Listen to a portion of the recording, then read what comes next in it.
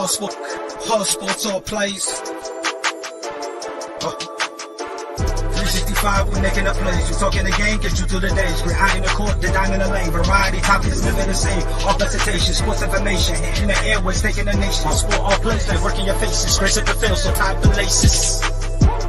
Hard sports all plays.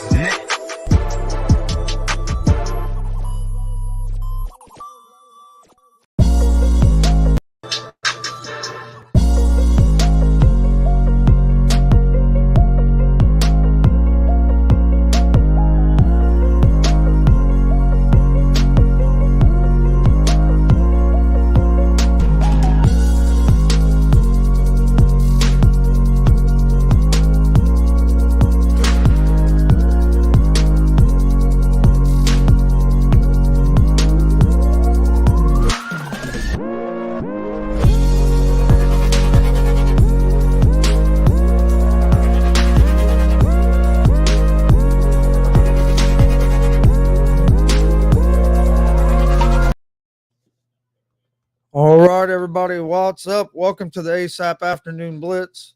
I'm Chris Gonzo Gonzalez. I'm joined by Jay McLovin. Got a lot to talk about. Getting tongue twisted. Lot to talk about today. What's going on, Jay? Hey, I'm doing good. I'm doing well. Again, man, it's a pleasure to be always on the show, hanging out with my boy Gonzo, and hopefully maybe Rob will stop by here and stop ducking the contest, and maybe Frankie might come on here and shout out some Yankees. Because let's be honest, the sons of bitches are on a 3-game win streak. Could the Yankees be back? I'm not going to go as far as to say that, but they did sweep the Mets, Gonzo. They did sweep the Mets. Are they back? Gonzo, are the Yankees back? I'm not sure yet. They did sweep the Mets. That's 2 big wins. But for some reason, the Mets didn't pitch DeGrom. So that kind of takes – I'd like to see the Yankees face DeGrom. But also, with that being said, Walker has had a good season. It's not like Walker's a chump. Walker was coming back off an injury. But hey, it's 2 big. Anyway, you look at it, it's 2 big wins for the Yankees, and that's the type of win, them 2 wins that could get your season turned around and get back on track. Let me ask you a question, Gonzo. I don't know if you checked on Bleacher Report, but they released quote unquote their MLB rankings, and it's really weird to me because now they go on to say in these rankings they're based on the present performance of the teams, not as a collective body of work for the season. So they're just kind of more, I guess, looking probably within like the last 3 weeks. They say that their power rankings will switch on a weekly basis, blase. And so I guess I could kind of understand this rankings based off of that, set of parameters. But as a whole, I definitely don't agree with this. I'm just going to give you a few. So I'm going to give you the top 10. The top 10 is they got Dodgers at 1. No shock there. Braves at number 2. A little bit of a shock. Mets at 3. Astros at 4. Come on, Astros at 4. Okay, whatever. Cardinals at 5. Rays at 6. 7 is the Yankees. The Yankees have gone from top to now being ranked at 7. Kind of understand that on recent performance. Padres, Mariners, Guardians, Phillies, Orioles, Jays, and Brewers. Now, based off of, and I don't kind of understand where the Orioles fall in that lineup given their past performance, because the Orioles have actually beaten a couple of teams. Guys, when I went back and did a little research on this, the Orioles have actually beaten some very good ball clubs. What do you think about that rankings?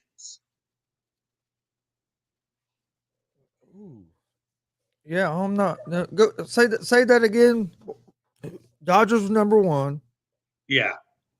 So I'll give the real fast one. It's Dodgers, Braves, Mets, Astros, Cardinals, Rays, Yankees at 7, Padres, Mariners, Guardians, Phillies, Orioles. Blue Jays are under the Orioles, and then the Brewers. I can't believe the And Yankees. that's basically the top 4 Yankees are at 7. Yeah. I think the Rays should be moved up some.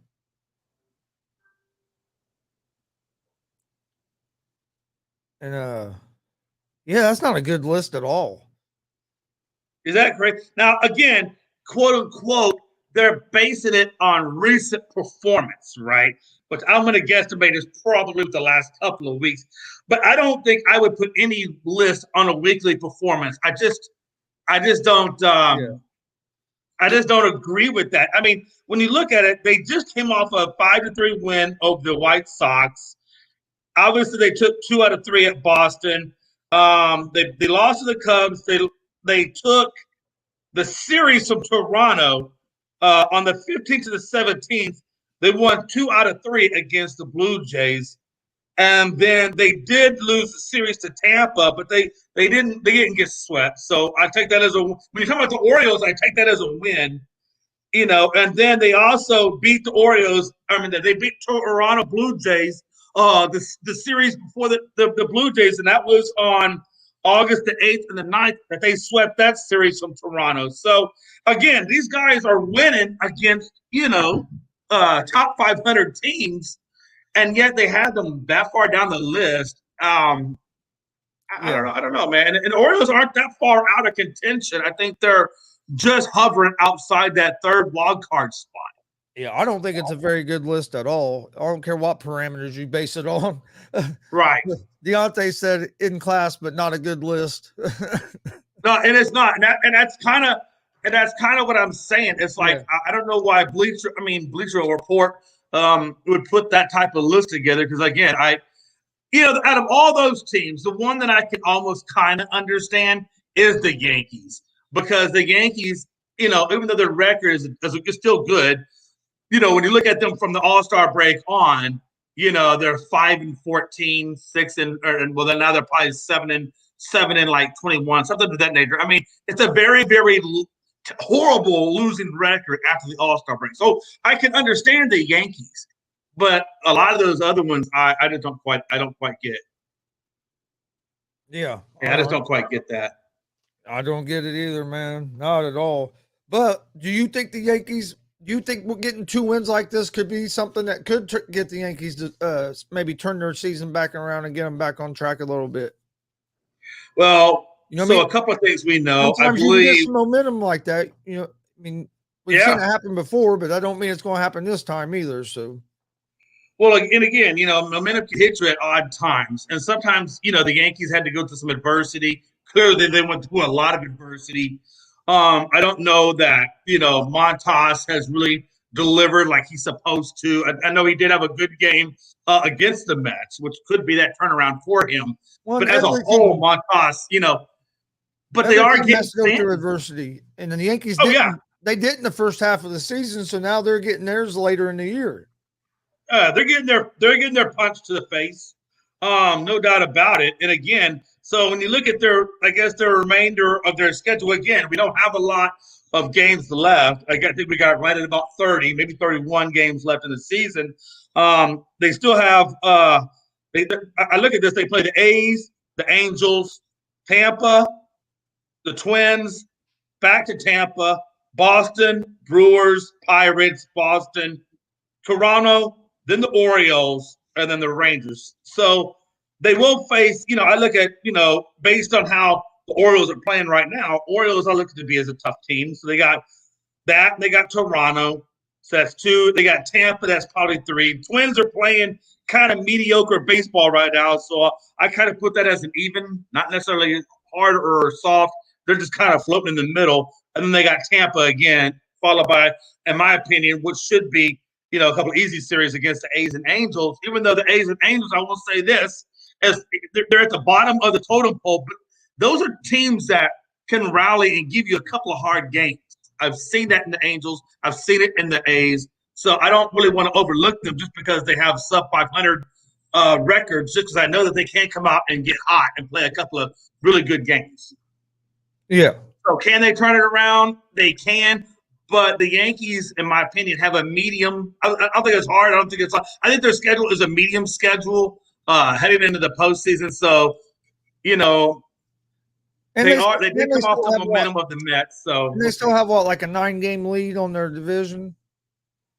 Yeah, they're right at, I believe. No, I think it's less than that. I want to say it's either 7 or 8 games up, and it's 8. Okay. They had their 8 games over Tampa and their 8.5 games over Toronto. I'll tell you what, So, Tampa's a team that people better start talking about. They've been hot, man. Yeah. And you haven't heard many people talk about it, but listen to this. Over their last 10 games, they're hitting 260 as a team, have a 1.58 team ERA, and have outscored their opponents by 28 runs. Yeah, Tampa is one of those teams where, right now they're riding on a 4-game win streak. Yankees are on a 3-game win streak. Toronto's on a 1-game. Baltimore's on a 2-game. So right now, Baltimore up to the Yankees are all riding win streaks right now. All of them can be tough. Baltimore definitely will not get the division, but Baltimore, is still fighting for that wild card. So they're, probably 3 or 4 games behind them. I still don't understand why Baltimore traded Mancini. It still don't make no sense to me. Yeah, I don't understand that either. And we really did not give up anybody for Mancini. I think that cost the Astros Siri. We already got a crowded backfield in outfield right now. So Siri was at the bottom of that totem pole. So honestly, Siri didn't cost us anything. And we got Mancini out of it. And we got Mancini. They were still in playoff contention. I thought they were going to do anything. They were going to add to their team, not trade away players. And the interesting thing about that is they're still competing for a playoff spot. Yeah, that's what I'm saying. I mean, even though they got rid of Mancini, they're still beating above 500 teams without him. So yeah, does it make sense? It doesn't. It doesn't. But then again, the Orioles never made sense to me either. So, so maybe it's consistent with what they're doing. I don't know. They play the White Sox tonight. They beat the White Sox last night. So, and they lead the season series against the White Sox 4-1. And if the pitcher that they actually beat was Cease, if I would say his name right, Cease. In my opinion, what I've seen from the White Sox, he's really, one of their best pitchers. So he's one of their better pitchers. Yeah, so it's not like they went against bottom of the rotation, whatever. I mean, they actually, went against somebody that was pretty damn tough. Yeah. Well, first of all, Mr. Gonzalez, I love you dearly, but you spelled his name wrong. He's saying Montas, and he put Mountas. He said Mountas. Who are you mounting? I love Tony. Hey, listen. This is one of those times when I can reverse the question. Mr. Gonzalez, have you been drinking? I don't care if you have. Just don't get behind the wheel and drive. You're good. Go to the part of your closet and sit there like I do. You know what's funny about that? Is he don't drink, but he also doesn't drive. Oh, that's some funny stuff. Does he have a license? No. Oh, that's hilarious. How the hell does he function? He said, I'm Mexican. I can't spell. That's awesome. That is awesome. No, seriously, I do find that weird that he doesn't have a license. I mean, how does he get back and forth to work? My mom or a guy he works with, or used to be me. Just he's never drove, never had a license. Wow. Interesting. Hey, I get it. There's people out there don't have a license. My grandmother didn't have a license, so I get it.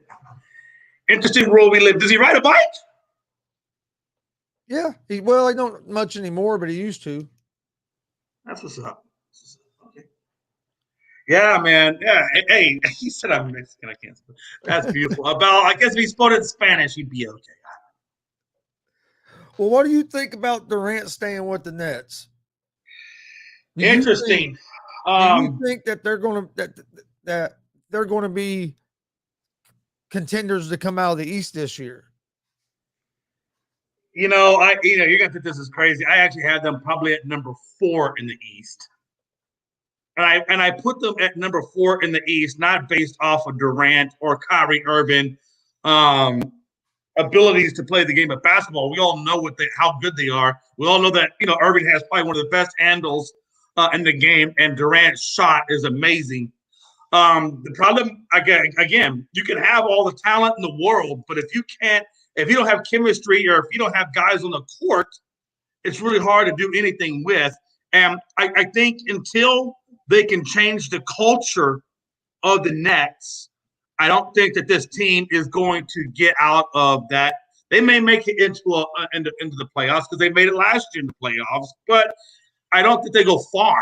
And the bigger thing is, too, bigger than Durant is going to be, number one, Irving. Irving is in a contract year. He opted into the last contract year. What are they going to do with Irving? Are they going to trade Irving and still try to get some form of compensation? Or are they just going to let him, are they going to try to sign him or let him walk off into the sunset and go someplace else? That's question one. Question two is, will we see the play of Ben Simmons this year? Well, I know that Stephen A. Smith said when he was on his vacation and he just got back that he talked to Ben Simmons, and Ben Simmons says he's ready for this season and that he's ready to go and he's playing. So we'll see how reliable of a source Stephen A. Smith was on this, but I would say I know he's pretty connected, so I tend to believe that. But man, it's hard because they have the potential. They're going to have a pretty deep bench with Harris back. You got Seth Curry. You have Claxton. I mean, they got some players, of course, and they picked up T.J. Warren from the Pacers. So I mean, they're going to have some players off the bench to go with KD. And if you get a committed Kyrie, which that's the big if, and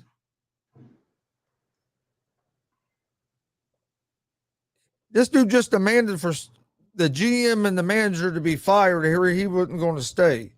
So now you expect that same coach and that same GM to be able to get along with this dude now and act like that didn't happen, like that this dude didn't want to be out of here. I just don't know how smooth this is going to go. I think they were almost in a position where they needed to get a new coach just because of the comments that have been made. Because I mean, Durant basically made a demand. He wanted the GM and the coach gone, or he was out. And then now they all go meet, and now they're supposed to be all best friends. And I don't think you get over something like that easily. I mean, guy wanted you. He wanted you to lose. He wanted you to lose your job. But, and that's the problem, though. The problem is by potential, man. With the players they got, by potential, they could be right up there. But I just can't have enough. Just with everything that's happened, it's hard to have faith that they're going to live up to that potential. And that's the thing, right? So you made a great point. Even outside of Simmons, look, first of all, we all know Simmons. You don't know what you're going to get. He can say one thing one week and do something completely different the next week, right? Between that back issue that he could possibly flare up at any moment, or that head case where he don't feel like he's ready. I mean, I understand he said what he said to Stephen A., but until I see him on the court, I don't believe that crap. So again, Ben Simmons is still up in the air, but let's put Ben Simmons to the side because he really doesn't matter at this point because he hasn't played one game with the Nets. So he has not had a positive or a negative because he hasn't played. So that's off to the side. But again, to your point, they have excellent role players. They got a lot of great role players, except Curry, Harris, and so forth. Warren, we all know what they got in terms of that. But the problem with that team has, again, is between the relationship that Durant, like you said, has with the coach, not to reiterate that, but also is Kyrie Irving going to actually be there for the team, or is he going to be taking 2 or 3 sabbaticals? It goes back to what I was saying earlier. It's a culture thing. If you can't change that culture between Kevin Durant, Kyrie Irving, and the Nets, upper-level management, right, then that team's not going to go anywhere. It doesn't matter who they have.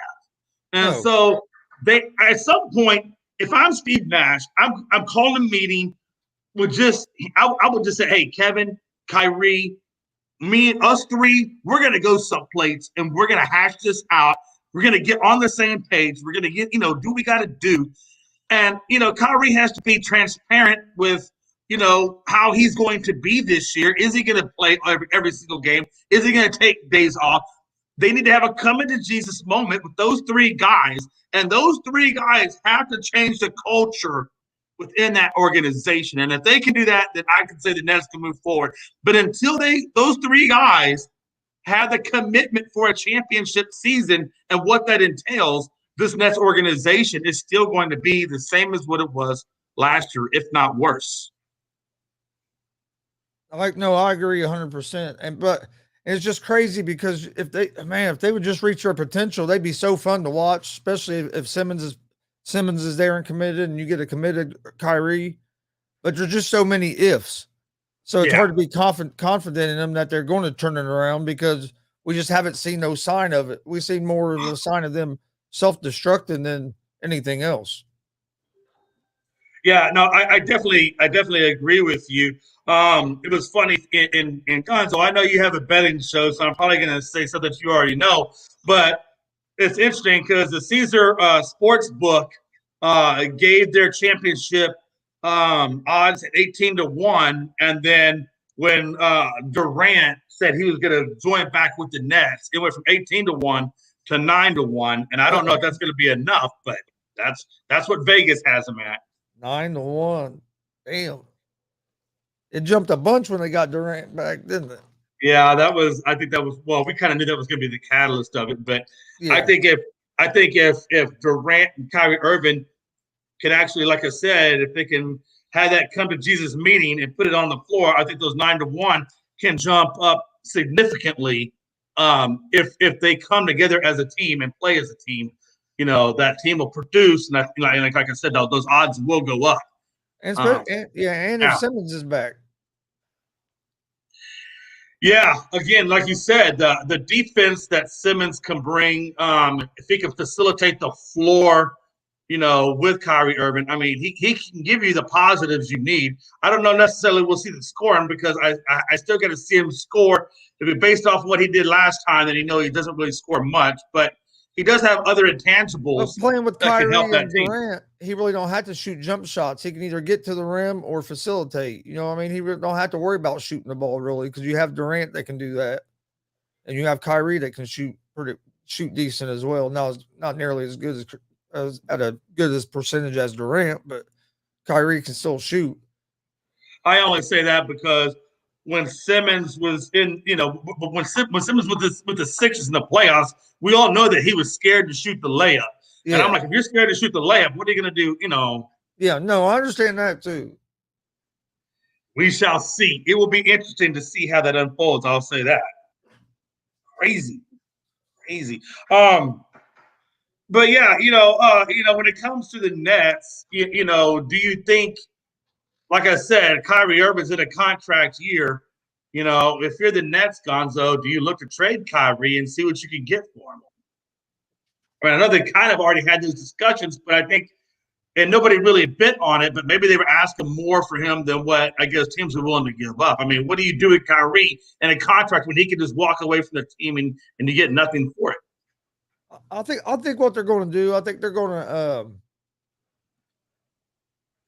you might see, depending on how things happen, I think you could see him traded maybe around the trade deadline, before the trade deadline. Unless he just comes in committed and he proves to them that he's committed, then you might see them try to sign him. But I would look for him to probably get traded by trade deadline unless they just really turn this thing around at the beginning of the season. Yeah. Because if you're not having a bad season, why hold on to him and take the chance that he leaves? You might as well try to get something for him.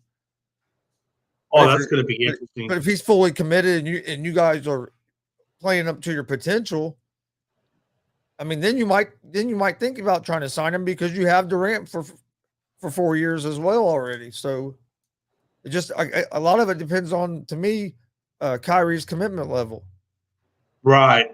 And then if you continuously try to trade Kyrie, what does that do to the culture of the team? Because of Kyrie, when you're trying to build something, but you're also trying to trade Durant, someone.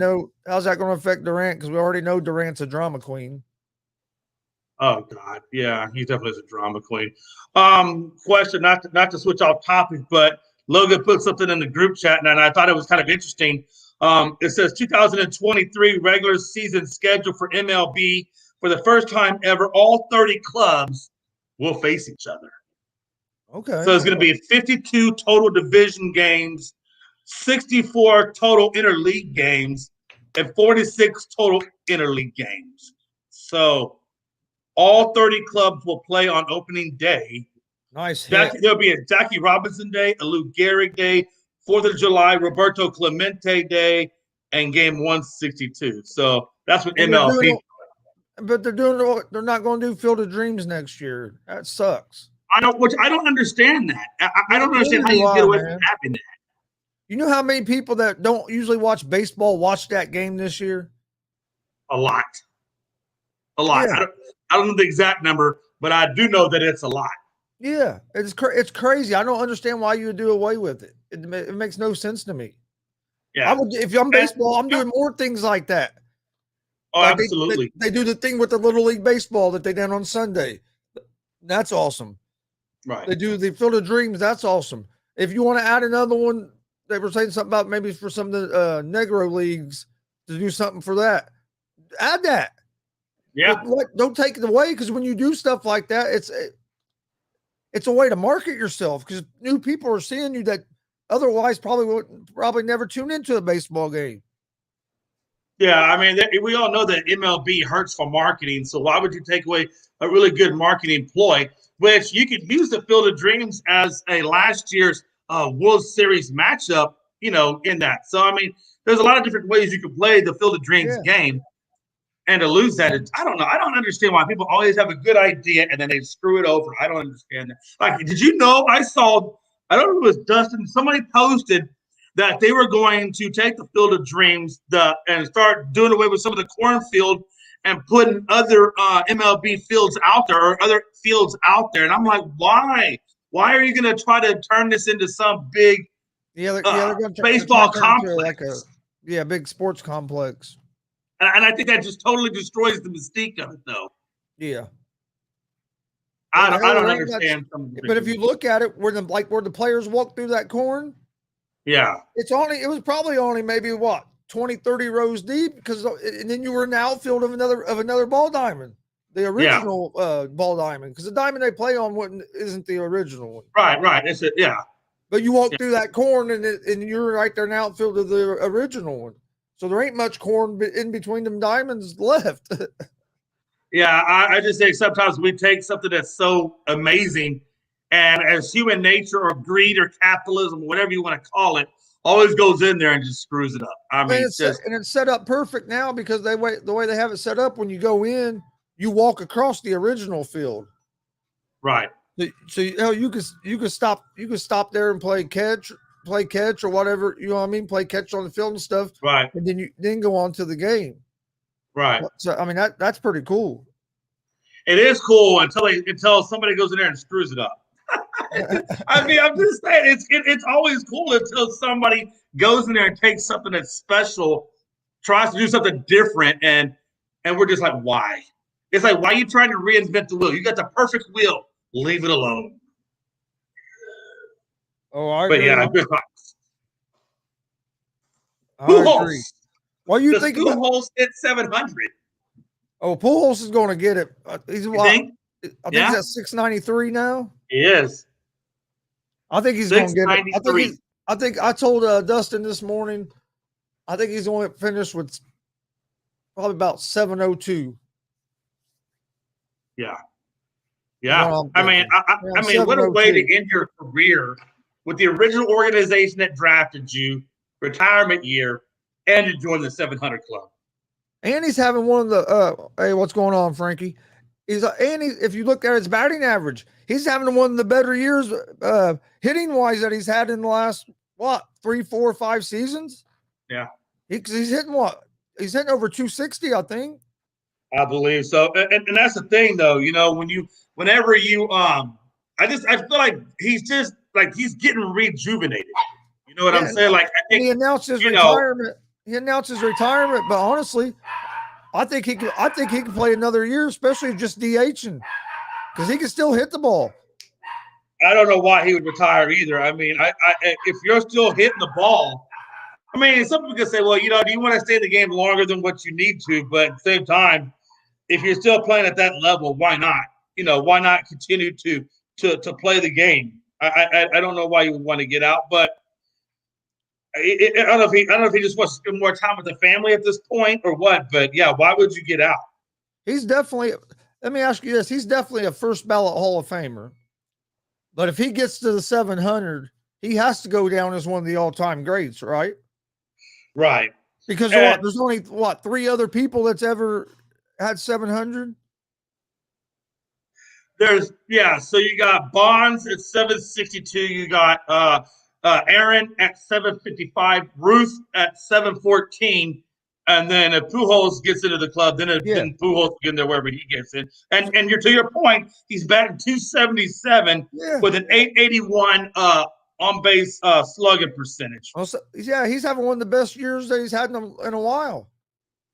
Yeah, I don't know why you don't continue to play him. I honestly, and the thing about it is, so he's the DH, but they also have another guy, I think Gorman or whatever that dude's name is. He also, Nolan Gorman. He also DHs. So again, how many times is Pujols not going to be playing between now and the end of the season, which, like we know, is only about 30 plus games? I think if I'm the Cardinals, I'm going to give Pujols every opportunity, to designate hit, just to give him that opportunity, because I think he's going to need all those opportunities to get those last 7 or 8 home runs, and I think the Cardinals will do that for Pujols. I think they're going to try to make sure he gets to 700. I think. I mean, it's another good positive thing for the Cardinals organization to say, yeah, we got a member of the 700 club and as part of our team. Pujols played in St. Louis for a long time. Oh yeah, he's only played with Anaheim maybe 3 or 4 years. Yeah, something like that. He was in St. Louis for a long time. So I mean, he's loved there by the fans and by the organization. So I think they're going to try to do everything they can to make sure he gets it. And like you said, it's also a historic thing for the franchise. So I mean, it helps everybody. Oh no, absolutely, and again, I mean, I just don't know how much more Pujols can do. I mean, he's already a Hall of Famer, and I believe he's going to be a first ballot Hall of Famer. I don't know how he would not be a first ballot Hall of Famer. And again, for everybody out there that's messed up in the roids, I'm not going to say that Pujols didn't do any well. I don't know, but it seems to be he's had a relatively clean career. Yeah, he's never been mixed up in none of that stuff. Yeah, he's had a very clean career, and yet he's still hitting all the accolades of those who have dipped into that world. Let me ask you this, Jay. Do you think Ken Griffey Jr. would have got to 700 if he wouldn't have had the injuries when he left Seattle? Man, that's a good question because as you know, he was getting there, wasn't he? I mean, I think he was around the 500-600 range in home runs. I think so, something like that. And he missed a lot of time because of injuries. Oh, he missed, yeah, and that's what got him, like you said, was the injuries. Because he wasn't the same player in Cincinnati as he was in Seattle. Because when he got to Cincinnati, that's when he started getting injured all the time. Yeah. I was so excited when we were getting Griffey Jr. Yeah, because he played with Seattle from 89 to 95. From 89 to 99. I apologize. So he played there for 10 years. Then he played for Cincinnati for 8 years. So he had an 18-year career.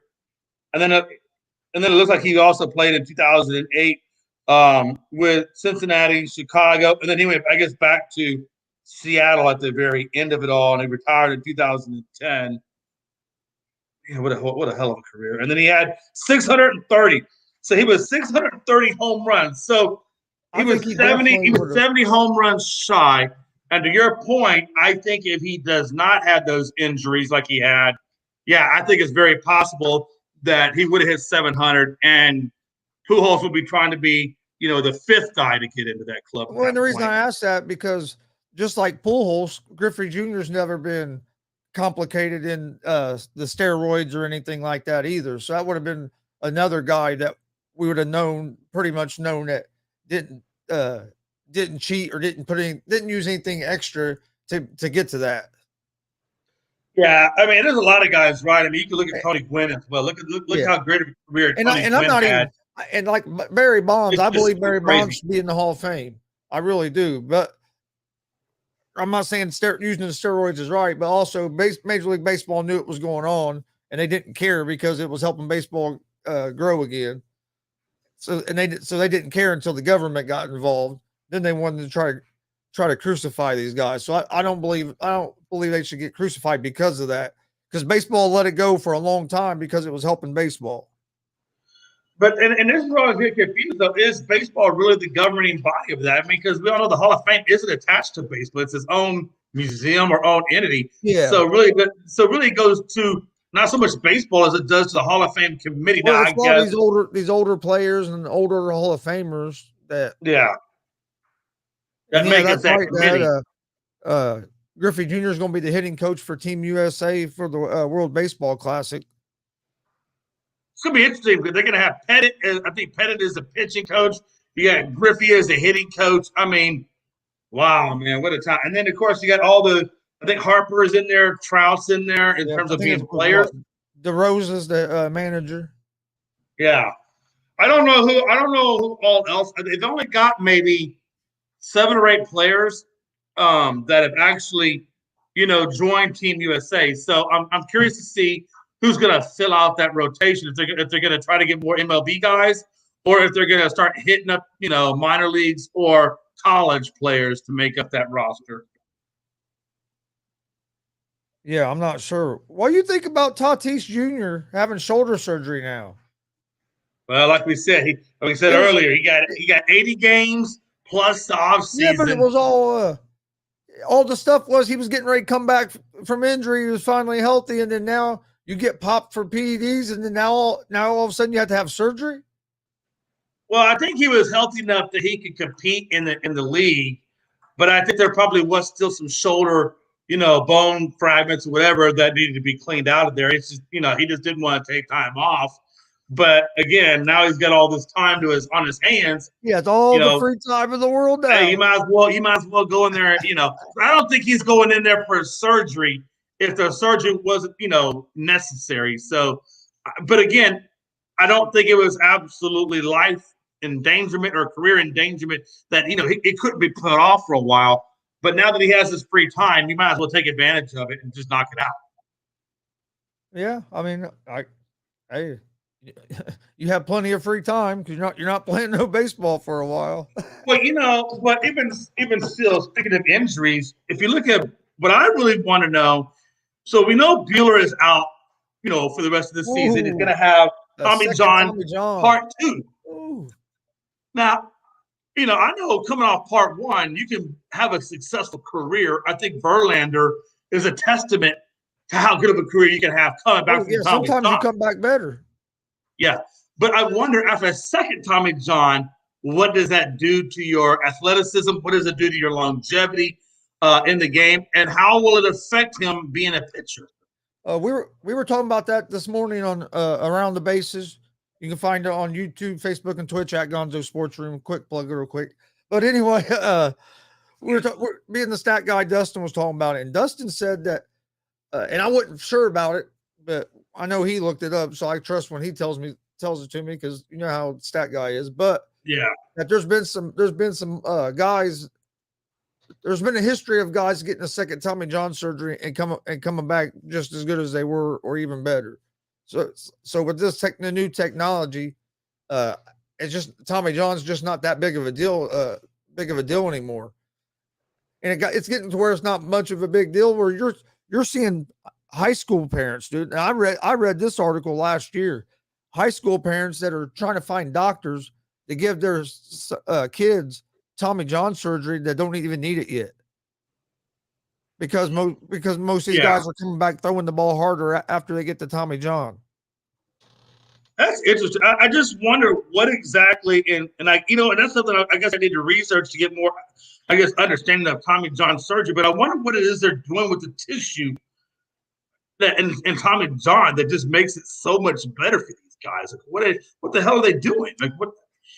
I look at the human body and I know when they reattach things, like let's say a torn ACL or torn MCL, and they reattach it, they always tell you that your body weakens when you do that. But I wonder what is the difference between having a ligament reattached to what Tommy John is that makes them so much better than what they were before it.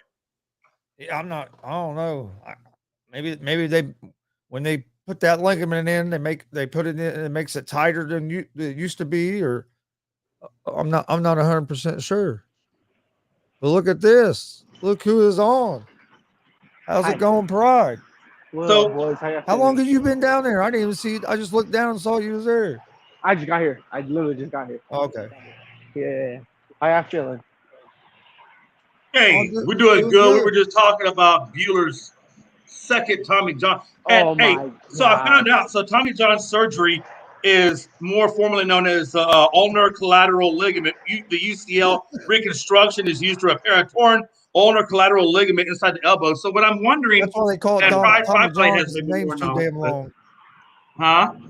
That's why they call it Tommy John surgery because the name of the surgery is too damn long. It It's is, but I'm wondering. So if all Tommy John is this reconstruction of a torn ligament in the elbow, how is it that How is it that that particular surgery is so much more effective than the ACL or MCLs that we know, tend not be as strong afterwards? I mean, I'm not a doctor. I'm just curious. I know that's a good question because dude, the pitchers put a lot of torque on that elbow, uh, and their arm when they throw the ball, and you would think that'd be equivalent to somebody trying to run and messing up an ACL. So I wonder why they come back better a lot of times. In ACL, sometimes it takes a year or two and maybe never for a guy to come back to full strength. That is kind of interesting. Yeah, I just and like you said earlier, is some kids are having this surgery electively and not even needing it. So you're telling me you're going in there on a perfectly good ligament. I guess you would. It says it's for a torn ligament. So what are they doing? Are they purposely tearing it and reattaching it in a way that's better than what it was originally constructed? Yeah, I guess Yeah. when they reattach it, it's probably tighter. Because basically like what they do is like it's kind of like the same thing. Like you know how when you have like a nose problem and you gotta like basically break your nose first, and like how the doctors would just go and just break your nose. It's just like that. Let me ask you this question, Pride. And none of us are doctors, but what makes Tommy John such a better surgery that people are elected to do this versus, let's say, an ACL, MCL, or PCL? Like how? I mean, whatever it is they're doing in Tommy John, why aren't they doing the same thing? I guess with the ACLs and MCLs, or are they doing? So the difference is from what I understand, the ligament is still there. You're basically retightening, giving it more strength, right? It's the opposite. It's the opposite of the ACL because like when you tear your ACL, they put in a cadaver.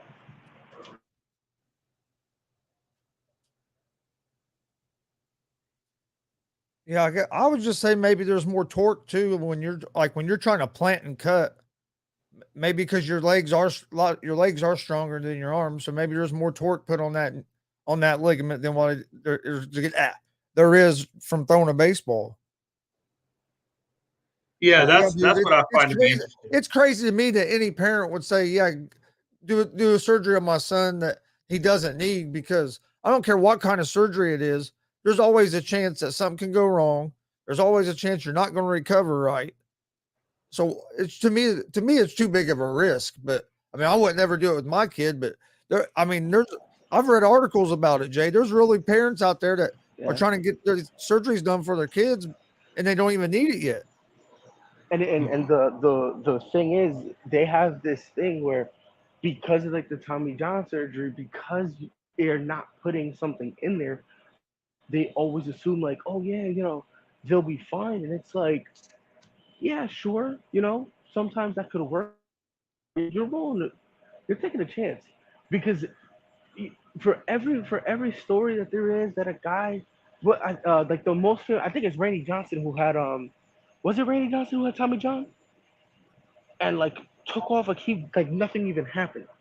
I think For he Yeah. did, every and then look at Verlander this year. yeah, I was like for every one of those is a Walker Bueller who that you got to get two Tommy Johns back to back and miss two full seasons. Like, you know what I mean? I don't know, man. And and It's anytime weird. you have a surgery, you're taking a chance of an infection, or I mean, anything could happen. And complications and all this. So you're taking a very bad risk, a risk I mean, that I agree with Chris. If it was my son, you're not getting any surgery unless you need it. That's it. Yeah, that's kind of the way I'm looking at it too. If I got a son, I'm not going to purposely, do Tommy John. If he needs Tommy John, okay, he needs it, like in Verlander's case. But I don't think I'm just going to go purposely do that because I think it's going to make him a better pitcher or whatever. I just, if you want to become a better pitcher, hell, go lift weights and get stronger that way. I don't know. If anybody's watching us, baseball fans, Little League World Series, Chinese Taipei and Mexico are having a hell of a game right now, 1-1. Lit. Winner goes to the international championship game. So can I ask you guys a question? Yep. Can I ask you guys a question? Because I'm curious. I never got y'all take. So obviously, Kevin Durant is staying with Brooklyn for at least a year, right? Met with the guys. First of all, he just got bitched out by Sean Marks and Steve Nash because he said he wanted them both gone. And in a statement, they were like, "Oh yeah, Steve Nash and Sean Marks, they've had a conversation with Kevin Durant and he rescinded it." So Katie just got bitched. But here's the question I have for y'all: with how that team is looking now, they got Kyrie Irving for at least this year. Who knows what's gonna happen with that? And you got Kevin Durant who's buying back in at least for the year. How do you think they're gonna stack up against the rest of the East? Yeah, like I was telling him earlier, that's how we were just talking about is the only way they stack up or the only way that this team could go forward is if somehow or another Steve Nash, Kyrie Irving, and Kevin Durant go to a meeting at some undisclosed location. They hash out all their damn differences. They better go to marriage counseling. Kyrie Irving does not go on sabbaticals, and Kevin Durant, can form some sort of leadership and have some sort of answer to that team. I mean, they have to have a cultural change. Is what I'm getting at, and what it boils down to. If they can have a cultural change within that top group of players that will have trickled down to the role players, then yeah, they have a legit shot that could be a number 3, number 2 in the East because they got the talent. But what hurts them the most is they don't have the cohesiveness, the chemistry, and the culture to do something with that amazing talent. And that's why I don't think they do anything unless that happens. Yeah, I think they could. I think that with their potential, if everybody's bought in 100%, I think they could be a top 3 team in the East. But they also could be a playing team in the East if Kyrie's not bought in or if something happened and Durant gets sour on the situation again. But if everybody's bought in and Ben Simmons is playing, I think they have the potential to be I'd say a top 3 team especially in the East. Where do you think they stack up, Pride?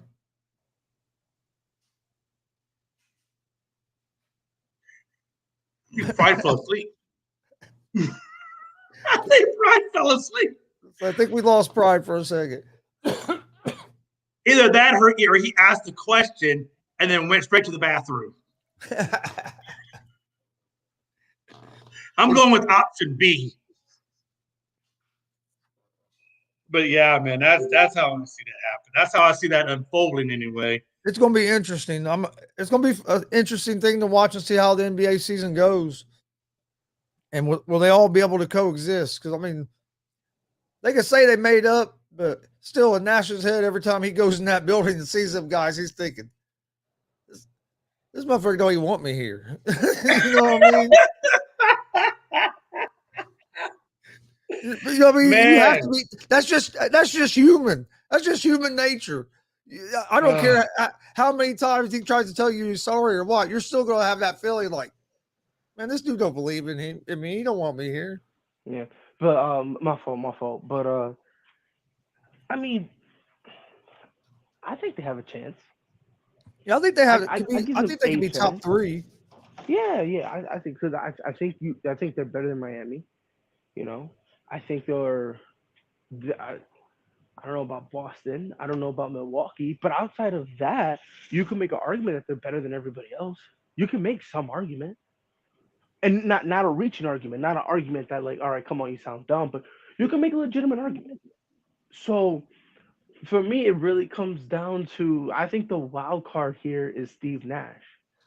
are you gonna commandeer their respect, or you're just gonna let them walk over you again? That's kind of like my concern. Because think Yeah. about it, what's the point of Well, that's what I was just saying, dude. yeah, to piggyback off of what you were saying, if Steve Nash just continues to be a puppet in like 2 months, there's gonna be another I want out type of situation. The conversation is gonna be brought up again if Steve Nash isn't coaching. Yeah. Or you know what I mean? Or he's got to do something. If you don't want to coach, fine. Then you just got to be that dude who gets in their face and holds them accountable. If you're not doing either, in my opinion, he's honestly their weak link. And I say this with Steve Nash, they're not making it out the East. They're not. You're not making out the East with Steve Nash. You're not right.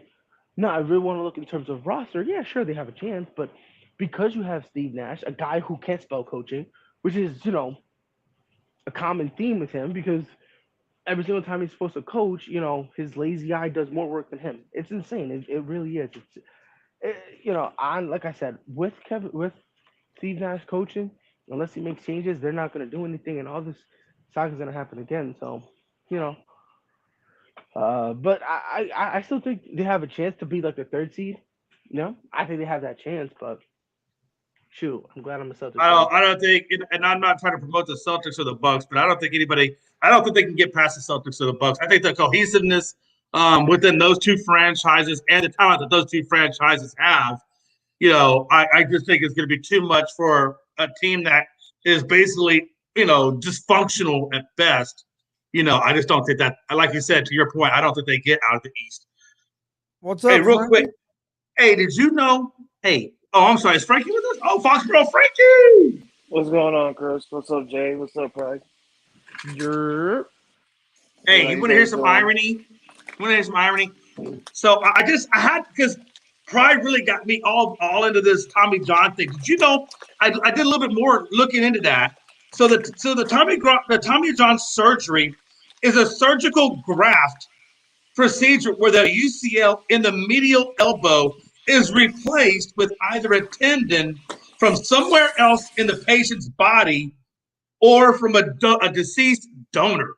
So you got some dead person's tendon grafted in your elbow, or you get a tendon from somewhere else in your body that they use. But here's the irony of it.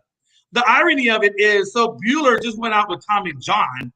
Do you know what baseball team came up with the Tommy John surgery? Let me help you out. Frank Jobe, the orthopedic surgeon Frank Jobe, a Los Angeles Dodgers physician, came up with that damn surgery. I'm just saying, if you're going to have Tommy John, get it with the Dodgers because they're the ones that invented the damn thing. We have Dr. J over here doing some research. Just saying. Pride got me thinking. I was like, because I was, once they started saying that they infused something in there, I'm thinking to myself, well, what the hell are they infusing it with? And I had to find that answer out. It's crazy. He said, I had to know. Hey, you never know when he might be Tommy John, and I want to know what the hell they're doing to me. What do you guys think these comments that Dana White made about Brady going to the Raiders? Do you think that puts extra pressure on Derek Carr to perform this year? Because now you have all the fans knowing that, or at least thinking that they were real close to having Brady and Gronk and Gruden shut it all down, and now you have Derek Carr that trying to win a first playoff game. Which I like Derek Carr. I think Derek Carr is a good quarterback. But do you think there's going to be pressure on them, especially if they get off to a bad start? Well, you know what I wonder, Chris, is the public is just now finding this out because Gronk had Dana White basically spill the beans. But what I wonder is when all this was going down, did Derek Carr have knowledge of it? I'm sure he did, but what effect did it have on him back then? I don't think it did if he did know about it. You would think you'd had to know about it. I mean, they said Brady was looking for houses in Vegas. Yeah, exactly. And I think that would be, I mean, I think most people in Vegas probably knew that. Right. And how did they keep that information so quiet though? Like, how did it come to be that Dana White broke this? Like, how was ESPN, TMZ, or whatever not all over this? Yeah, you would have thought it would have got leaked somehow, especially nowadays because everything gets leaked. Ooh. What a time to be alive. Chinese Taipei with a nice base hit. Hey, Frankie, I got a question for you, Frankie. What's up, Jay? So again, this is Bleacher Report, not me, but Bleacher Report has the Yankees at number 7 in the power rankings. That's cool. Power Power rankings from Bleachers Report don't bother me. You supposed to get a reaction from me, Jay? Because I can go and say, Jay, from this website I looked at, it's called FrankiesDon'tGiveAShit.com. He got the Astros ranked number 11th on their power ranking. That would never I happen. just can I say Frankie, one I thing know real quick? Frankie Exactly. personally. Can I say one thing real quick? I just love how Chris got ignored because Jay always wants to do this. I thought we were talking about the Raiders with Tom Brady, and I thought we were talking about that. Jay adding always the likes to Calvin get, as pressure. every time I don't come know. on a show with Jay, he likes to turn it towards the Yankees and try and get a reaction out of me, but it never Yeah, works. no, he undercover Yankees fan. He undercover Yankees fan. I don't care what anyone says. He has told me he likes the Yankees organization because of their history and past. Oh my God! But I'm Such not an gonna old believe guy. in that. I think he likes their current situation. Anyway, Chris, to answer your question. Because I'm not hijacking and talking about some irrelevant teams. All right.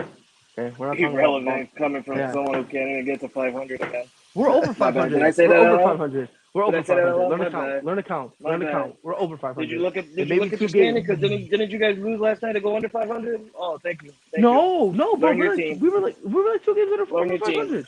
Learn your Hey, team, bro. I did get some undercover MLB history on Boston, and for all this time, I thought the B on the I hat don't stood for care. Boston. I It stands for genuinely don't booty. care. I really don't No, care. it stands for booty. I really That don't team is care. booty, so they put the B on the I cap. genuinely don't Jay, care. get it right. It stands for bums. Oh, it's never buns. Never buns.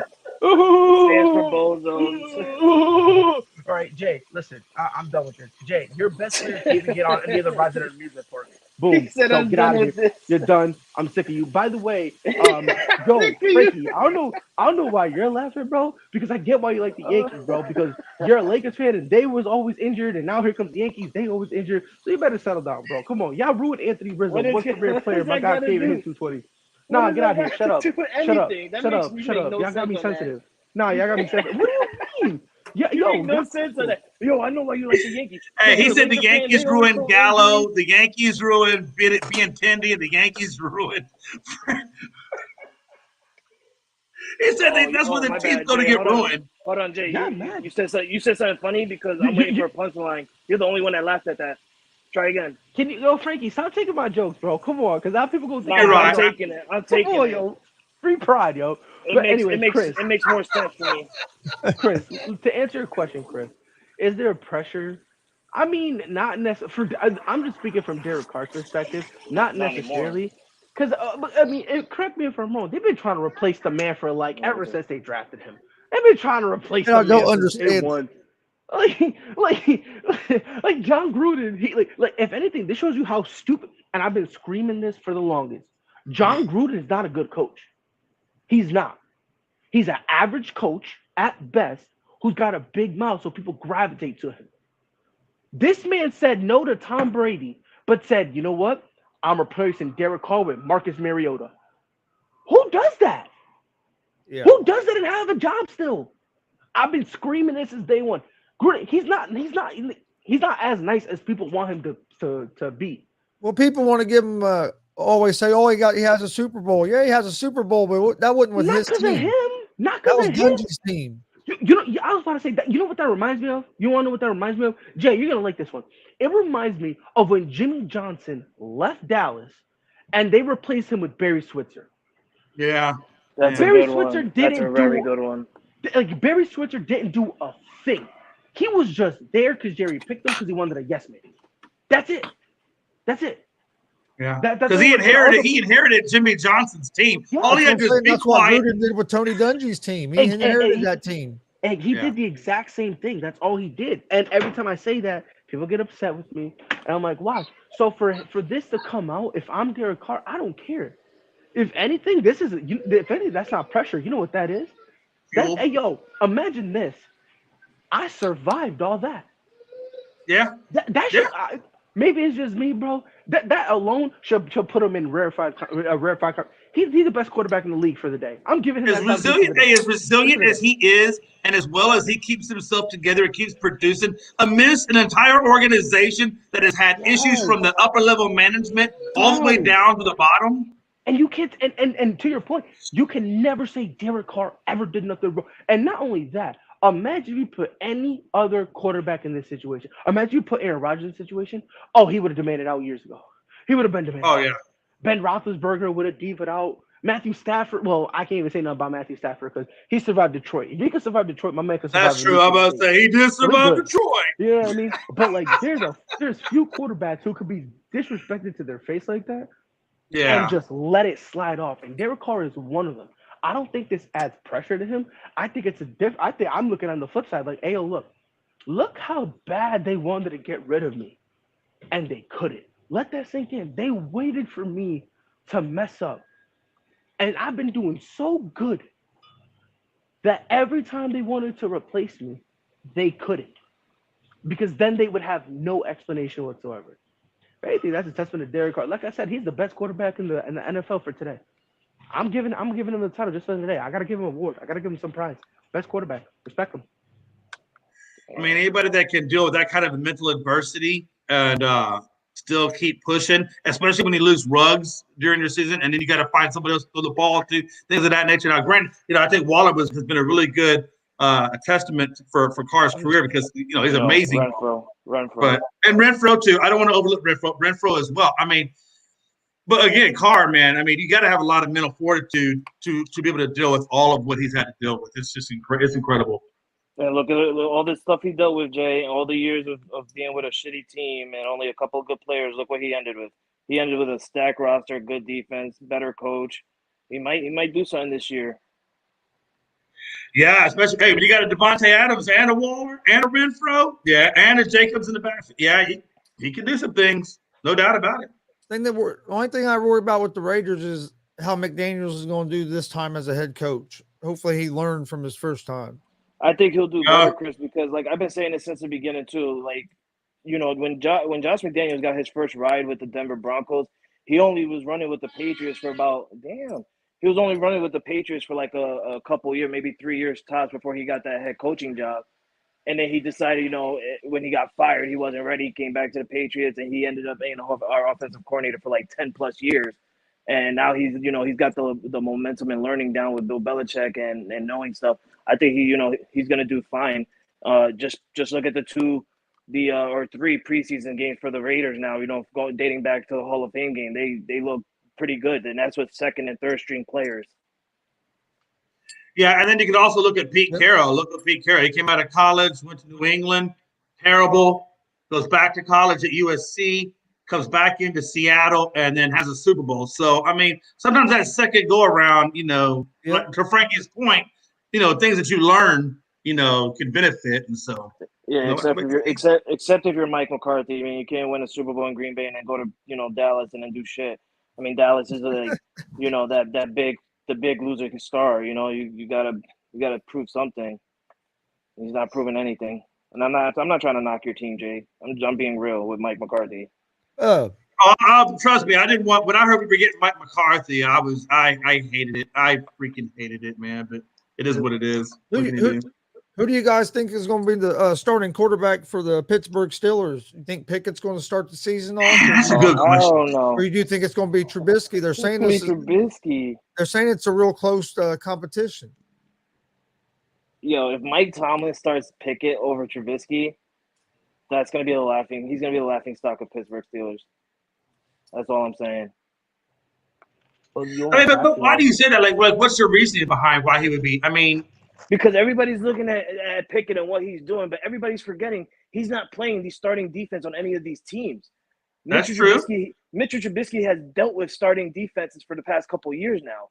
This guy Pickett he's out on the field. I will say he's out on the field dealing with third and fourth string players. Like, come on, bro. And even then he's still struggling. So do with that information as you will. I was about to say, what exactly has he done in his NFL career that makes us think that they're looking at his first preseason game. Talking about Mitchell Trubisky? Hold on, are you they're talking about Pickett.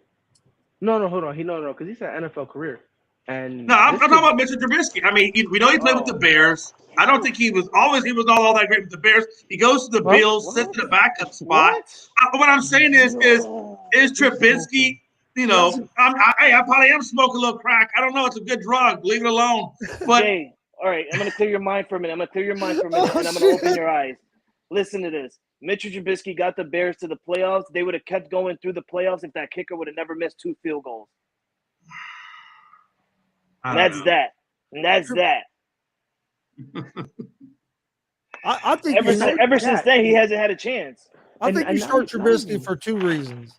One, he has the experience. And I think he's better right now. But the other, if you start Pickett, you can't bench Pickett and then come back to him later. True. But I've also said though that hey, you can't get experience holding the clipboard. Yeah, but look how much Mahomes said Alex Smith helped him by holding the clipboard for Alex Smith for a year. I was about to say that's not necessarily true. You see what I'm saying? Because the problem with Pickett is when it comes to reading defenses, he can't. He just can't. I mean, you want to say what has Mitchell Trubisky done? What has Kenny Pickett done? No, absolutely, I agree. I'm not saying that. I agree with what you're saying. I'm not saying that Pickett's done anything, but again, I don't think that Trubisky's the best as a slice bread. I'm probably going to give him an opportunity. I'm going to give Pickett an opportunity and go out there and try. I feel like Pickett is putting on a show right now to show out that he can carry on the Pittsburgh name in the future, just not right now. In the future, maybe in the future. I don't know. I think Trubisky's going to have a real good season, and then he's going to sign an extension with the Steelers. Well, I think it's going to end up happening. Well, they gave him 3 years? Yeah, I think he's going to sign another contract with Pittsburgh. I think Trubisky's going to succeed with Tomlin. I really do. I mean, and not only that, and here's the thing: Mitchell Trubisky had, I think it was a stretch of 4 games where he was playing at an elite level. And why was he playing at that elite level? Because Matt Nagy wasn't calling the plays. Matt Nagy, they took him off of the responsibilities, so he had nothing to do with that. All of a sudden, Mitchell Trubisky, for a few games, everyone was like, now we kind of see why they took him over Patrick Mahomes. Because if this is what they saw in him, now we understand their thinking. Whether or not you agree, that's a different story. But the fact remains that people are beginning to understand their explanation now for getting Mitchell Trubisky. And then he starts calling the plays again, and he looked horrible. That's why some people are knocking Justin Fields. I think Justin Fields did great with what he was dealt. And I think Fields will look better this year. Yeah, and I said this before. If with that terrible. Same roster, with that same roster. I mean, that's true. I'll give you that with Matt Nagy. I can understand your reasoning. Right. So my thing is, and I say this last year, if the Bears didn't have Matt Nagy, they're making the playoffs. I said that before, and I'll scream it until my dying breath. They're making the playoffs. Sure, it's a wild card, and they'll get smacked in the first round, but the point remains, without Matt Nagy, they're probably making it. So my thing is, we got to pump the brakes. Mitchell Trubisky has done everything he could with the hand he's been dealt. At some point, you got to pump the brakes and go, okay, hold on. This isn't Mitchell Trubisky doesn't have the reputation yet like a Tom Brady. How was that a ball? It was right down the damn middle. Come on, All right. Sorry. Settle down. Relax. Hey, Mexico and Chinese Taipei's tied 1-1. My guy, heated, bro. He almost punched the screen. But we gotta understand something. Mitchell Trubisky isn't. He's in. Can't even talk. He's not at the stature of a Tom Brady or an Aaron Rodgers, where when he comes in, you give them control. He's not there yet. But come on, bro. To pretend that Mitchell Trubisky is not better than Kenny Pickett, pure herbs, and whatever you're smoking, probably spiked. Probably is. Because what I see from Kenny Pickett, dude, forget the XFL. He wouldn't even hack in the USFL. If we're ready to really have that conversation. Whether or not he'll be able to do it later down the road, I don't know. I honestly doubt it. But based on what he showed me right now, at the minimum, he needs 2 years sitting. Yeah, I think they start Trubisky. Like I said, I think Trubisky's better, but also it's hard to, if you start Pickett and you take him out, it's hard to go back to him being, you know what I mean? Especially with him being a rookie that I think it's just more the fans and everybody want him to play because he played at Pittsburgh. It's just more of that story than him really having the ability to play this season. And then J.C. Jackson for the Chargers got hurt. That's sad, man. That's sad. That is sad. Bet you he would have never got hurt if he stood in New England. Bozo. Still love you though. Still love him. Still love him. But it's not that, man. You would never got hurt if you stayed in New England. But I still think he's going to be fine when he comes back. It's only 2 to 4 weeks, and now starting from this week, so he'll probably miss. I think maybe one game. First week, yeah. I think the first week, that's it. He'll probably miss. I'm ready for the NFL to start. Me too, man. I'm so excited to hear Jay cry. No, you won't hear crying because I've gotten calloused to what I can expect from Dallas. So I've gone from love to hate and different. So it's all good. And when the Cowboys start playing, hold on. You still expect something from Dallas? Come on, bro, do better. Yeah, I expect about as much from Dallas as I expect from New England. Whoa! Smoking herbs. Pump your brakes. Pump Smoking your brakes, herbs, brother. Okay, if you think that New Orleans or New England is going to the Super Bowl, you're smoking herb. Laced with crack cocaine and double 40 ounces. Frankie, I got this one. Jay. Oh, I got this one, Frankie. Chris, I got this one, you Frankie. saw what he did, Get off my nuts. Chris, you saw what he did? He always does that. He loves switching it.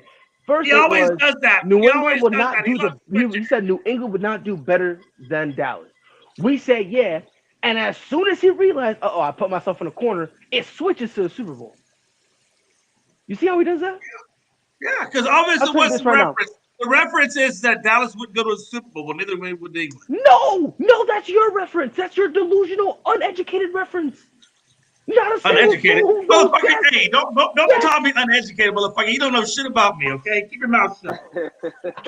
Okay, the instant you say Dallas the Super Bowl, right. That's uneducated. Hey, what you guys? You want?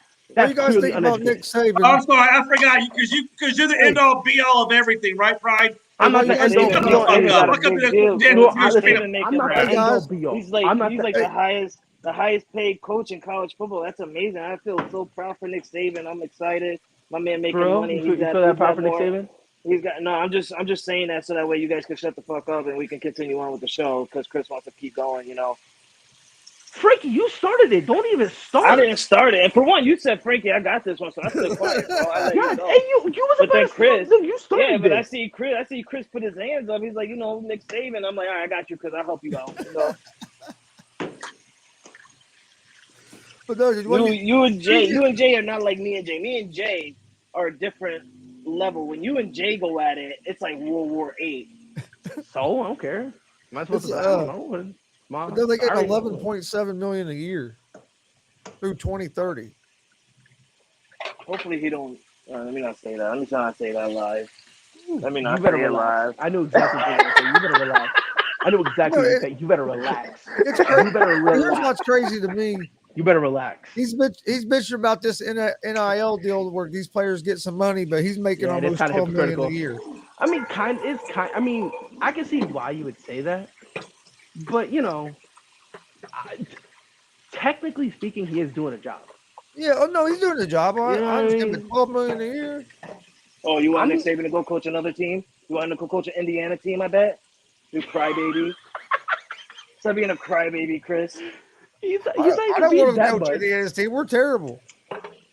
The best thing about that is, though, is even in his contract, he can still get elevators. So if the top three coaches in SEC get paid X amount of money, he can get the best out of the top two salaries. So even though it's 11.7, that money can go up based on other coaches' contracts, and it's based on SEC top three and a national top five. So his contract will elevate with everybody else's contracts that are in the top five or top three. I bet he loves that NIL.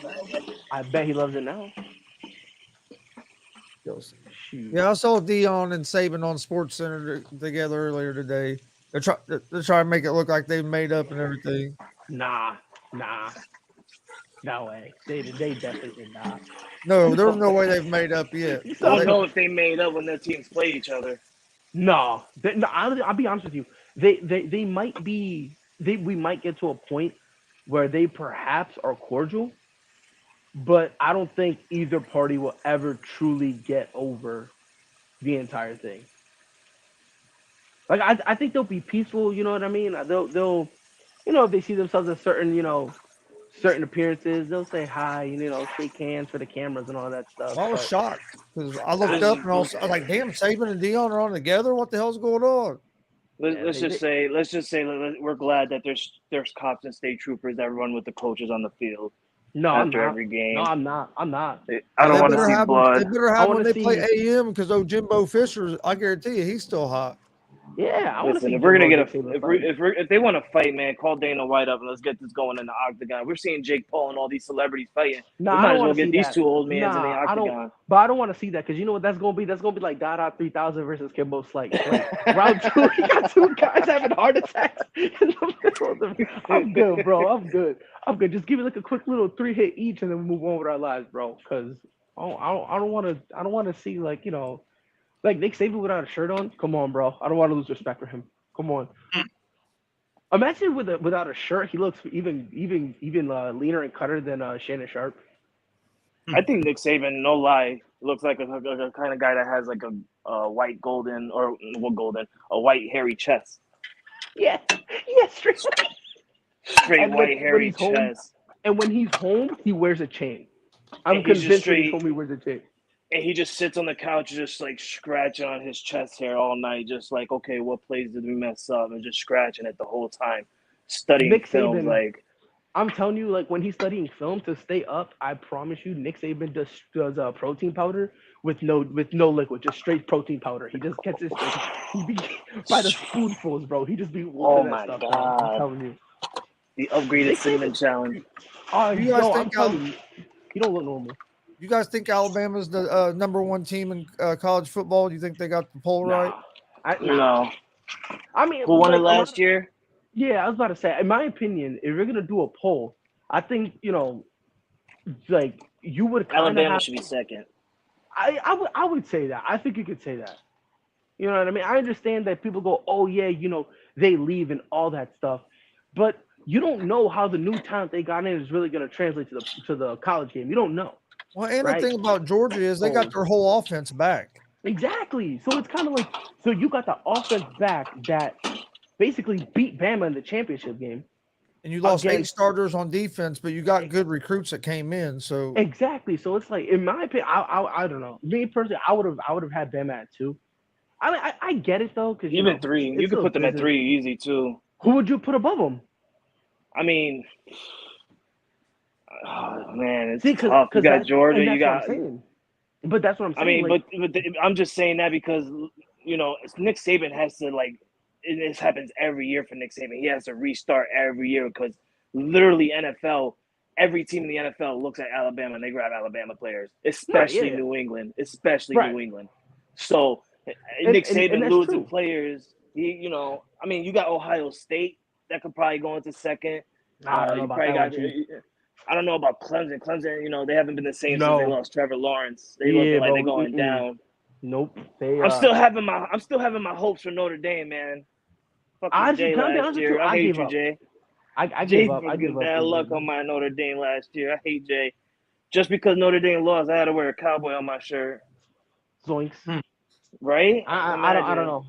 Me personally, I don't want to say I don't respect Notre Dame, but I'm just starting to give up on them because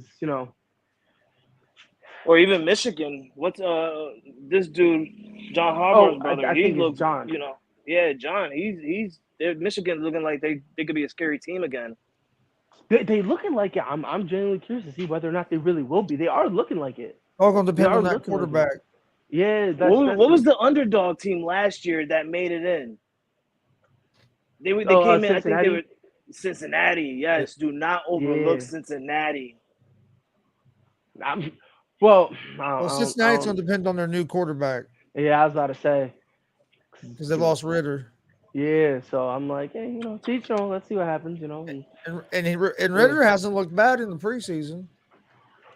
Listen, as I long mean, as long as a Can't put a state lot of that's stock not in the preseason either, but as long as a state that's not representing Texas wins the NCAA championship, I'm cool with it. hey, get out of the window. Anybody want a Chihuahua? I'll send them to you.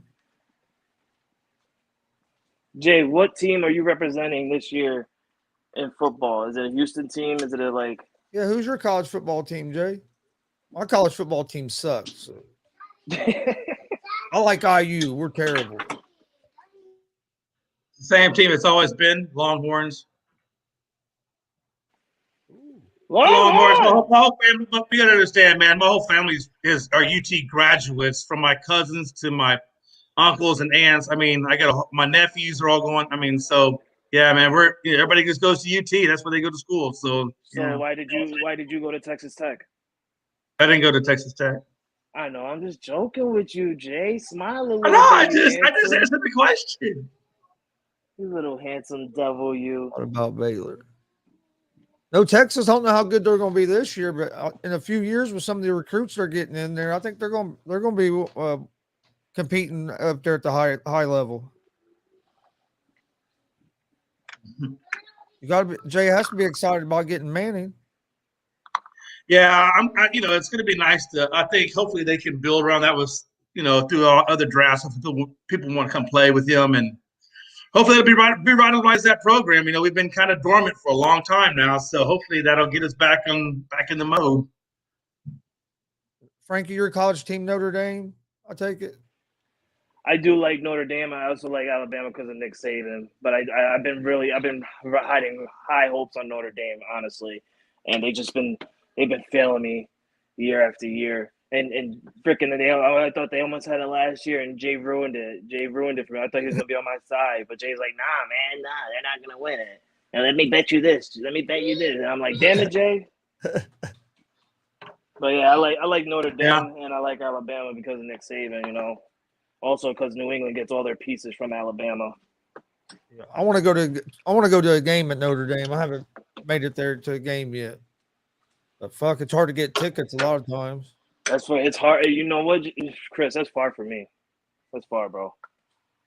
See, it's about 3-hour drive for me. That shit is far, and I would love to go to a Notre Dame game. I'll go to Notre Dame and I say, Ready! Who's your college team, Pride? Probably I don't have one. Boston College.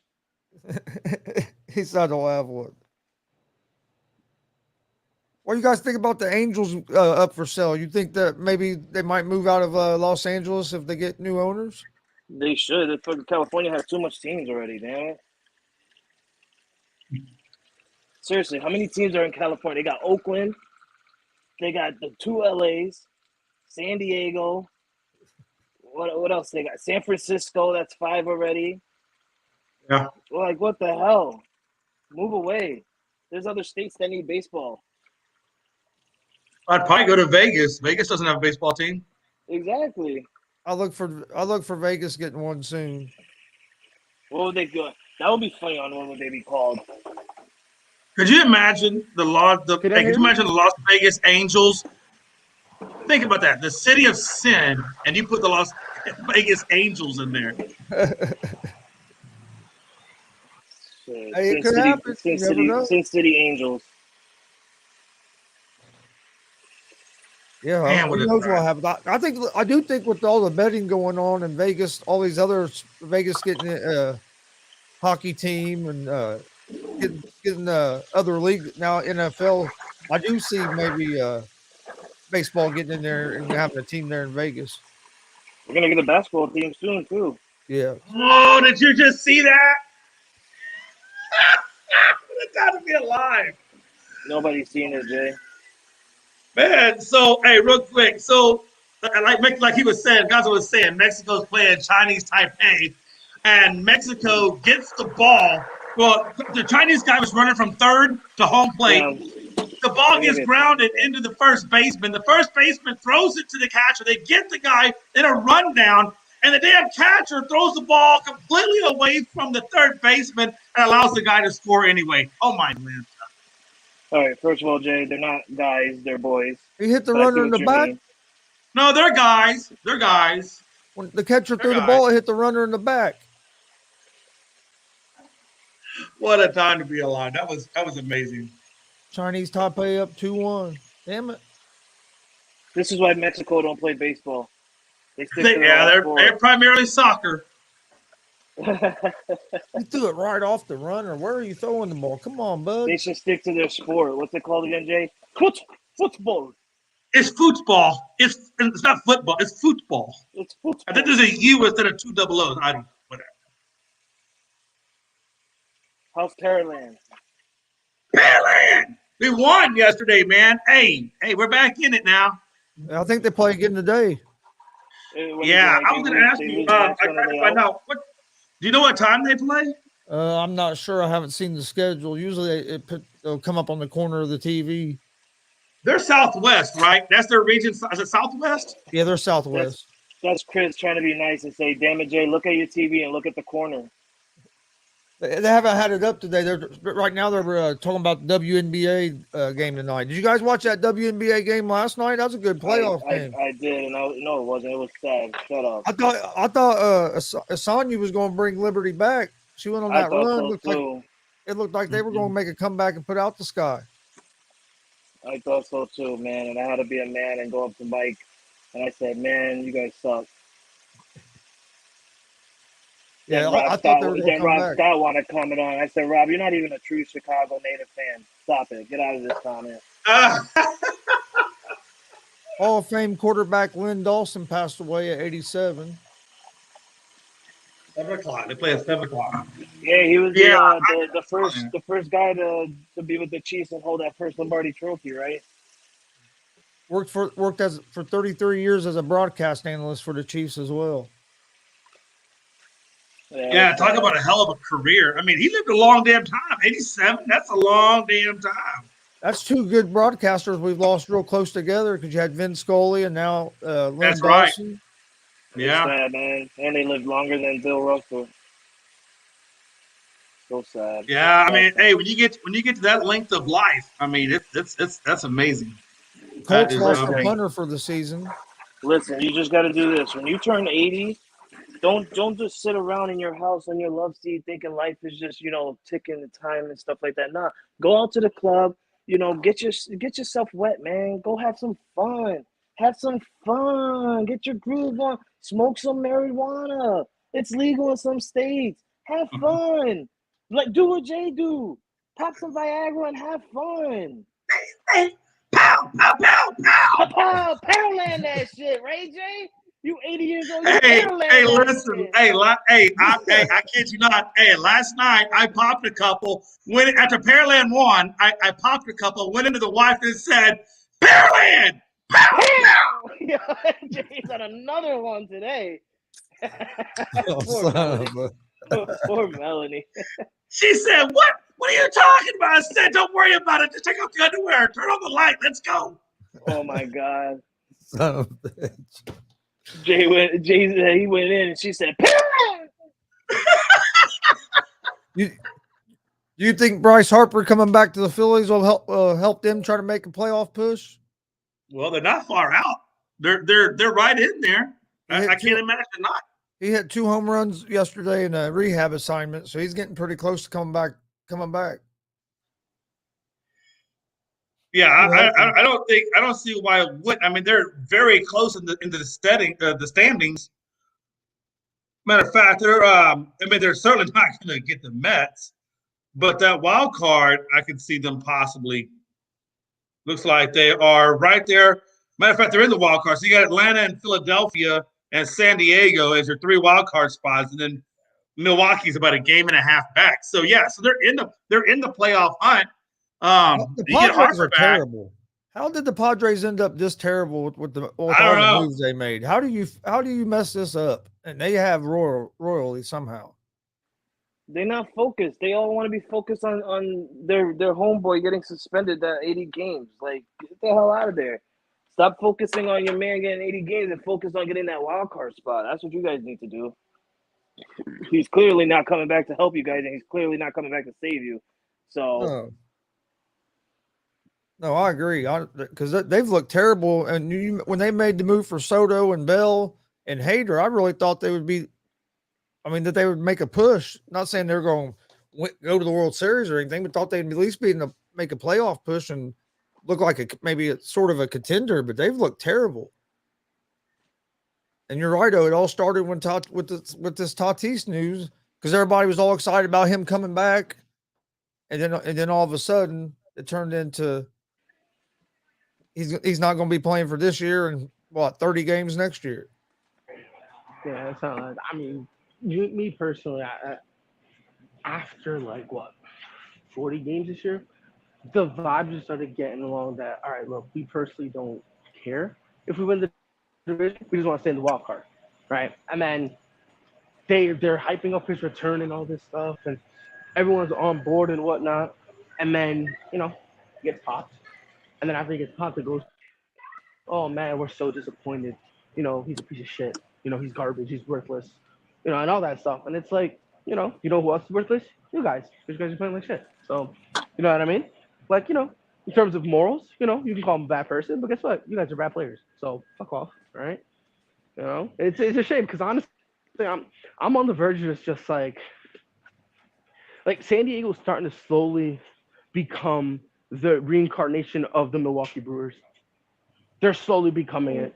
They start high, and everyone's like, "Oh my God, they got it! They got it!" And then all of a sudden, baseball started foreign to them. It's like, bro, you literally came out the womb with a baseball glove in your hand, bro. Come on, bro. What are you doing, bro?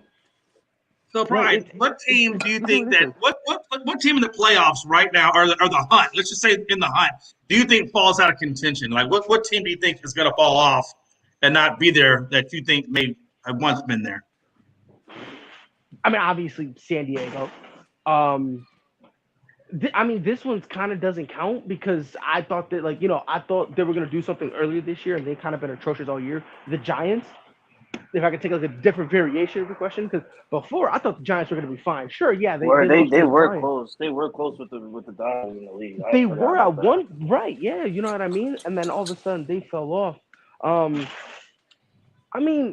For me, honestly, it's like, I think the only team, honestly, that I think has no shot right now of doing anything at all, no shot, is San Diego. Like, in terms of all the contending teams, because if you look at everyone else, they have something going for them, right? If you look, let me ask you this, Brian. Hey, me and Gonzo were talking about the Orioles traded Mancini, and now they're almost playing better since they traded him.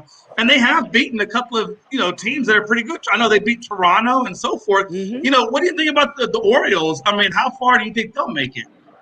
And are they legit? I'm scared to call them legit. But next year, I'll say if they, I'll put it to you this way: if they come and in the wild card put up a fight against a top team like the Giants did last year, then going into next year, I think you can have an argument that they're legit. They're trending upwards.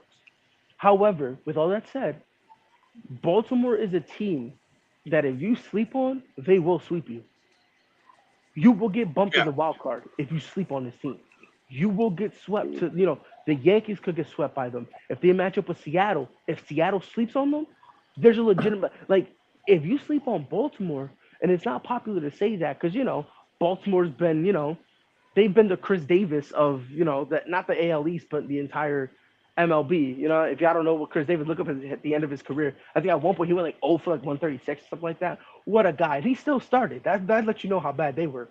But I mean, it's not popular to say that because they've been horrible for so long. This is really a crossroads for them. Are they going to be able to bounce back, or are they just another New York Knicks who makes the playoffs one time, everyone gets hyped, and then goes back to mediocrity afterwards? So I think, next year, I think we'll get way more answers. But as of now, I'm not going to go as far as saying, oh, yeah, you got to,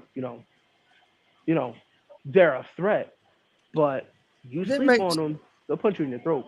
It didn't make no sense to me because they were in wild card contention at the trade deadline, and they traded players away instead of buying in and trying to improve. So I think they feel like they're a year or two away, but the way they were playing, it just surprised me that they traded Mancini and I forget who else they traded at the trade deadline like that. I mean, they bet on themselves and some of their players, and it panned out for them so far. You know, it's panned out because I'm with you. Because when they traded Trey Mancini, I was like, first of all, Talking hats shit. off to Houston. Yeah, I thought that was dumb. I'm like, what are you doing? I'm like, that's a I down took it syndrome like move. I'm like, thank you. Yeah. Get him out my goddamn division, man. Yeah.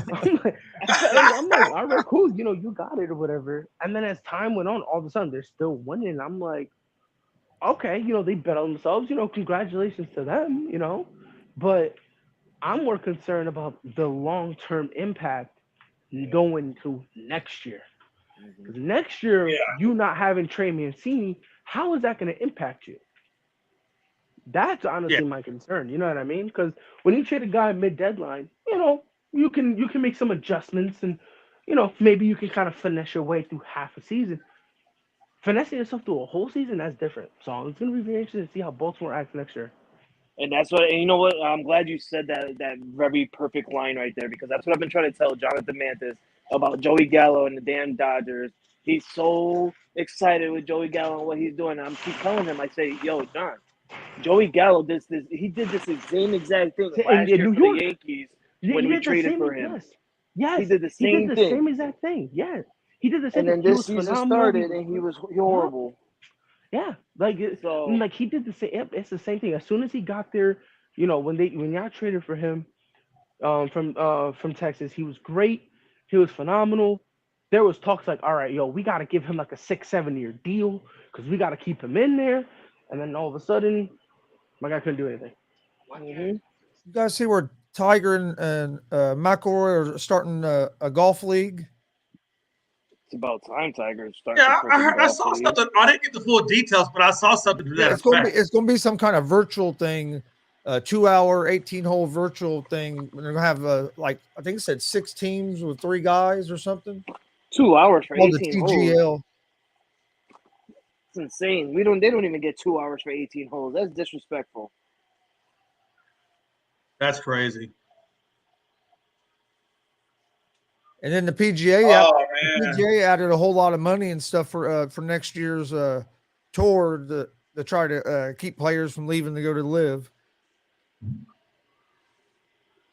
Yeah, this little kid tried to run on the field to try and be safe. Viva Los Mexico. Boy, Chinese Taipei is killing them at 3-1 now. We'll get going. Jay, are you saying the name right? Because I think it's Chinese Taipei. No, it's Taipei. You sure it's Taipei? It's Pearland. Pow! Pearland. Pow. You say Pearland plays at 7? Yeah, they play at 7 o'clock. They play Mid-Atlantic at 7. I don't know who's representing Mid-Atlantic, but that's oh man, they're not gonna win. That's when the lights shine bright.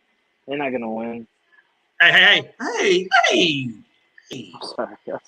Hey, they don't want to. You're poking my heart up there, Frankie. Pride done poked it already. Now you're poking it more. Is it Pennsylvania? Is that who we're playing? What'd you say, Jay? Did you say we're playing Pennsylvania? Yeah. Oh, okay. Man, they're losing. We're going to win, Frankie. Only because you said that, I feel like you put the karma now in Pearland. So it's okay. It's all good. Well, let's get the final thoughts before we get out of here. Jay, you got any final thoughts? Yeah. Pearland. Oh my God! Damn it, Pearland. No, final thoughts. Okay, I'm sorry. I had to get a few more Pearlands out before tonight's game because I don't really know what's going to happen, and I just wanted to kind of go out with a few Pearlands. He dropped the ball. No, hey, what do I think? I think still watch out for Kenny Pickett. I know y'all aren't hyped up on him, but I think something good develop there. And I do, you're right. Probably is going to be better. Trubisky with some NFL experience goes out and probably have Pickett, maybe learn behind him, what have you. What a time to be alive, though, in sports. Like I said earlier, man, football season, as you all know, is getting ready to start up. College is getting ready to start up. And it's going to be really good to see, how A&M, who's had a couple of good recruiting classes, how can they go up against, I believe we'll see this. I think it's October the 8th. I believe is when they play Alabama. How are they going to play Alabama? They beat them last year. Can they beat them again this year? They don't really know who their quarterback is, right? You got Max Johnson, the transfer out of LSU, and then you got that 5-star recruit. Then there's one other guy that's in the mix. I can't remember his name right offhand, but so they got 3 guys that they're going to have to evaluate, and it's going to be interesting to see, how they can compete against the SEC, which we all know is stacked with Alabama, Georgia, and so forth. So it'll be interesting to see what A&M can do against those top franchise or top schools. Hurry the hell up, Jay. This is a final thought type thing, not a final topic. Damn. What? What do you say? He's saying, Jay, you're talking too long. It's my turn. Because I'm Foxborough, Frankie. Holy shit, Jay. That was a final thought, man. Not a final topic. No, we stop. I love you, Jay. I love you too. All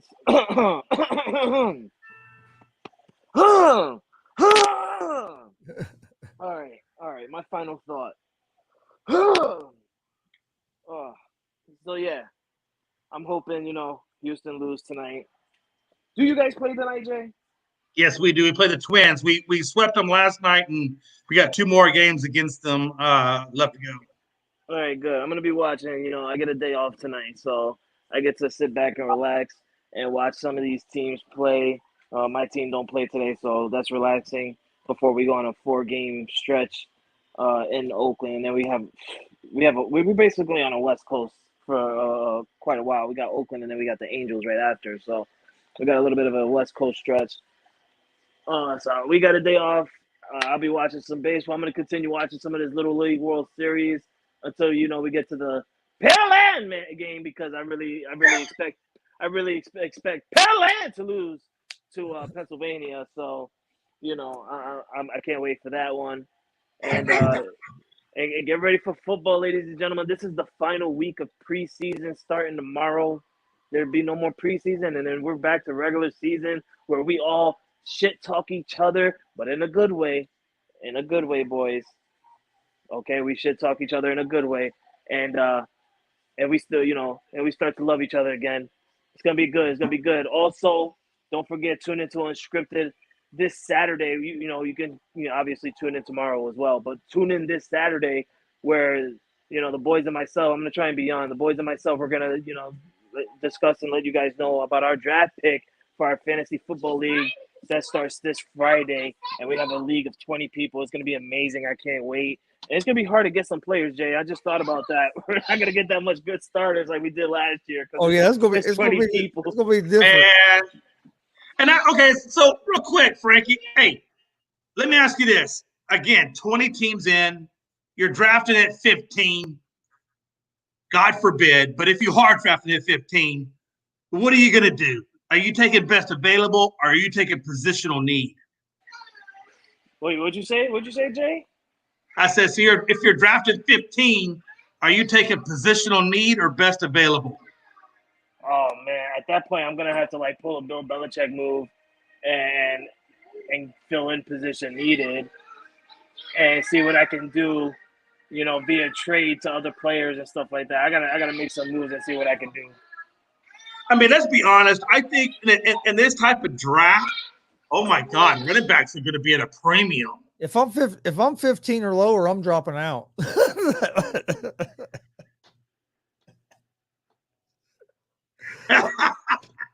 We'll say it. But if I get 15 or lower, I don't even want to be in this league anymore. I don't know, Gonzo. Some of the best strategists can figure out a way to win, man. You never know. Hey, that's how you know. Am I good or was I just lucky? I've won fantasy leagues when I had a low draft pick, and then I've also lost fantasy leagues when I thought I had the best team in the league and had won the top draft pick. So you never know. You never know, right? I've been in that same situation. I've had teams where I'm like, oh my God, this is amazing. And by the way, Jonathan Taylor was one of the guys on my team, and I had Montgomery as my RB2. So I have Taylor. And Jay wasn't available for at least 3 weeks of that because he was out of town. We're not going to say where he was, but he was out of town and he wasn't available for 3 weeks of the regular season. And he still came in and made it to the damn championship game. Damn it! Yeah, I have Taylor in our fantasy league that we drafted for on Sunday. I had the third pick and was able to get Taylor. Yeah, I had the third pick. I was able to get Derrick Henry. I wasn't able to get Taylor. He went number 1 overall. Yeah, I couldn't believe Taylor was there. I was like, shit, okay. Yeah, that just tells you that league was sleeping at the wheel. I don't know who had the number 1 pick. Hey, you might actually, if that's the case, you'll probably win that league. I didn't last year. I'm hoping to this year. Dang. Okay. But no, well, we're gonna get out of here. I got another show I gotta start here in a few minutes. But I want to thank everybody for joining. We will see you guys tomorrow for another episode of the ASAP Afternoon Blitz. I want to thank Pride for jumping on, Foxborough Frankie C for jumping on, and Jay McLovin for jumping on. And we will see you guys tomorrow at 1 p.m. Eastern. Have a great day. Stay safe. Whole sports all plays. Yeah. Whole sports all plays. Whole sports all plays. 365, we making up plays. We talking the game, get you through the days. We're high in the court, the dime in the lane. Variety topics, living the same. All presentation, sports information. Hitting the airways, taking the nation. Sport all plays, like working your faces. Grace at the field, so tie the laces. All sports all plays.